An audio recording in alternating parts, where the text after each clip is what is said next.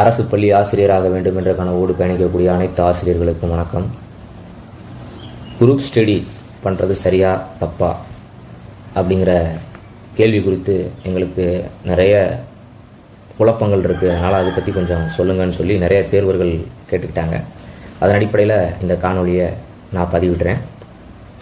எப்படி இரவு பகல் சூரியன் சந்திரன் அப்படின்லாம் நம்ம சொல்கிறோமோ அதே மாதிரி நன்மை தீமை அப்படின்னு ரெண்டு கான்செப்ட் எல்லா விஷயத்துலையுமே இருக்குது. சரிங்களா? இப்போ இந்த குழுவாக சேர்ந்து படிக்கிறது குரூப் ஸ்டடியை பொறுத்தளவுக்கு பார்த்தீங்க அப்படின்னா அதுலேயும் நன்மைகள் இருக்குது, தீமைகள் இருக்குது. இப்போ நன்மைகளை பொறுத்த மட்டுக்கு பார்த்தீங்க அப்படின்னா நாலேஜ் ஆஃப் ஷேரிங். கண்டிப்பாக உங்களுக்கு தெரிஞ்ச விஷயத்த நீங்கள் அவங்களுக்கு கற்றுக் கொடுப்பீங்க, அவங்களுக்கு தெரிஞ்ச விஷயத்த அவங்க உங்களுக்கு கற்றுக் கொடுப்பாங்க. சில பேர் பார்த்தீங்க அப்படின்னா மேஜரில் ஸ்ட்ராங்காக இருப்பாங்க, சில பேர் பார்த்தீங்கன்னா தியரி பேப்பரில் ஸ்ட்ராங்காக இருப்பாங்க, சில பேர் ப்ராப்ளம் பேப்பரில் ஸ்ட்ராங்காக இருப்பாங்க, ஜிகேல ஸ்ட்ராங்காக இருப்பாங்க, எஜுகேஷனில் ஸ்ட்ராங்காக இருப்பாங்க, சைக்காலஜியில் ஸ்ட்ராங்காக இருப்பாங்க, சில பேர் ஷார்ட்கட்ஸ் எடுத்து படிக்கிறதுல ரொம்ப ஸ்ட்ராங்காக இருப்பாங்க, மெமோனிக்ஸ் வச்சுருப்பாங்க, சில டிப்ஸு ட்ரிக்ஸு டெக்னிக்ஸு இதெல்லாமே யூஸ் பண்ணி படிப்பாங்க. இப்போ இந்த மாதிரி விஷயங்கள்லாம் பார்த்தீங்கன்னா நம்ம அவங்ககிட்ட இருந்து கற்றுக்கிற முடியும். ஒன்று. இன்னொன்று பார்த்தீங்க அப்படின்னா கண்டிப்பான முறையில் குரூப் ஸ்டடி பண்ணும்போது நம்ம நேரத்தை பார்த்தீங்கன்னா ரொம்ப நேரம் வேஸ்ட் ஆக மாட்டோம். ஏன்னா ஒன்று அவங்க நம்மளை படிக்கிறதுக்கு தூண்டுவாங்க, இல்லைன்னா நம்ம அவங்க படிக்கிறதுக்கு தூண்டுவோம். அடுத்தாப்புல நம்ம சோர்வாக இருந்தால் அவங்க நம்மளை தட்டி கொடுத்து கண்டிப்பாக படிங்க, படித்தா நம்மளால் சக்ஸஸ் பண்ணிட முடியும் அப்படின்னு சொல்லிட்டு நம்மளை மோட்டிவேட் பண்ணுவாங்க. அதே மாதிரி அவங்க சோர்வாக இருந்தால் நம்ம அவங்கள மோட்டிவேட் பண்ணுவோம். ரெண்டு பேரும் சேர்ந்து படிக்கும்போது தனியாக படிக்கும்போது இருக்கக்கூடிய சுமை சேர்ந்து படிக்கும்போது இருக்காது.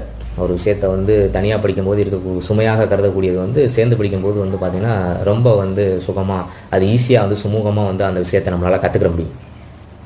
சரிங்களா?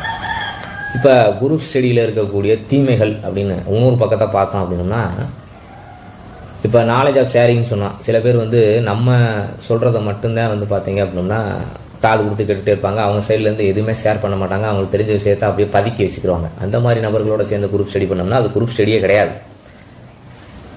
குரூப் ஸ்டடியே பண்ணி மனசு பழக்கப்பட்டுருச்சு, நம்ம மைண்டு அதுக்கு செட் ஆயிடுச்சு அப்படின்னா நம்ம தனியாக படிக்கிறது அப்படிங்கிறது கொஞ்சம் சிரமமாயிடும். செல்ஃப் ஸ்டடி அப்படிங்கிறது சிரமமாயிடும். இப்போ சில நேரத்தில் அவங்களுக்கு ஏதோ ஒரு காது குத்து கல்யாண விசேஷம் எங்கேயோ போகிறாங்க, அல்லது அவங்களுக்கு முடியலை, உடல் சோர்வாக இருக்குது, படிக்க முடியலன்னு சொல்கிறாங்க அப்படின்னா நம்மளும் அன்னைக்கு படிக்க மாட்டோம். அந்த மாதிரி ஒரு கான்செப்ட்டுக்கு நம்ம மைண்ட் அடாப்ட் ஆகிடும். அது ஒரு மிகப்பெரிய பிரச்சனை. அதுக்கப்புறம் பார்த்தீங்க அப்படின்னா இணக்கமான சூழல் கரெக்டாக அமையணும். அதாவது இழுப்புக்கெல்லாம் வரக்கூடிய நபர்களாக இருக்கணும். உதாரணத்துக்கு நான் படித்தா படிக்கிறேன், இல்லைன்னா நானும் படிக்க மாட்டேன் அப்படின்னு இருக்கக்கூடிய நபர்களாக இருக்கணும். நீங்கள் கூப்பிட்றப்பெல்லாம் அவங்க வரணும். 4 மணிக்கு படிக்கிறேன்னு சொல்கிறாங்கன்னா 4 மணிக்கு வரணும், 5 மணிக்கு படிக்கிறேன்னு சொல்கிறாங்கன்னா 5 மணிக்கு வரணும். அந்த மாதிரி இருக்கக்கூடிய நபர்களாக இருக்கணும். ஒத்த சிந்தனை உடைய நபர்களாக இருக்கணும். அந்த மாதிரி நபர்கள் கிடைக்கிறது ரொம்ப அரிது. அந்த மாதிரி நபர்கள் இருந்தால் தான் இந்த குரூப் ஸ்டடியை ரொம்ப நீண்ட நெடுங்காலத்துக்கு கொண்டு போகலாம். இல்லைன்னா அவங்க 2 பேத்துக்குள்ளே மனக்கசப்பு ஏற்படுறதுக்கு, மன உளைச்சல் ஏற்படுறதுக்கு, தேவையில்லாத பிரச்சனைகள் வர்றதுக்கு, அதை பற்றி நம்ம டிஸ்கஷன் பண்ணிக்கிட்டு ஒரு 10 நாள் 5 நாள் படிக்காமல் போயிடுவோம். சரிங்களா? இந்த மாதிரிலாம் மன உளைச்சலுக்கு நம்ம ஆளாக வேண்டியது இருக்கும். இதெல்லாம் பார்த்தீங்கன்னா இந்த குரூப் ஸ்டடியில் இருக்கக்கூடிய டிமெரிட் சைடு. எப்படி தான் நம்ம குரூப் ஸ்டடி பண்ணாலும் நம்மளோட செல்ஃப் ஸ்டடி அப்படிங்கிறது ரொம்ப ரொம்ப முக்கியம். நீங்கள் தனிப்பட்ட முறையில் நீங்கள் சேர்ந்து படித்தாலும் கூட தனிப்பட்ட முறையில் அந்த யூனிட்டை, அந்த டாப்பிக்கை, அந்த சாப்டரை நீங்கள் ஒரு முறையாவது பார்த்தீங்க அப்படின்னா படிக்கணும். அப்படி படிச்சிங்கன்னா தான் உங்களுக்கு அது நன்மை தரக்கூடிய ஒரு செயலாக இருக்கும். அதே மாதிரி பார்த்தீங்க அப்படின்னா இந்த குரூப் ஸ்டடி பண்ணும்போது சில பேர் இப்போலாம் பார்த்தீங்க அப்படின்னா மேக்ஸிமம் ஆன்லைனில் தான், வாட்ஸ்அப் காலில் இல்லைனா ஃபோன் கால் இந்த மாதிரி விஷயங்கள்ல தான் குரூப் ஸ்டடியை பண்ணுறாங்க. ஒரு 4 பேர் 5 பேர் சேர்ந்துக்கிட்டு பார்த்தீங்க அப்படின்னா படிக்கிறாங்க. அதில் ஒருத்தர் வாசிப்பாங்க, ஒருத்தர் விளக்கம் சொல்லுவாங்க. இந்த மாதிரி இருக்கும். சில பேர் அமைதியாகவே இருப்பாங்க, கேட்டுக்கிட்டே இருப்பாங்க. இப்போ யார் அந்த விஷயத்தை இந்த வாசிக்கிறாங்க, எடுத்து சொல்கிறாங்களோ அவங்களுக்கு அது பலனளிக்கும்.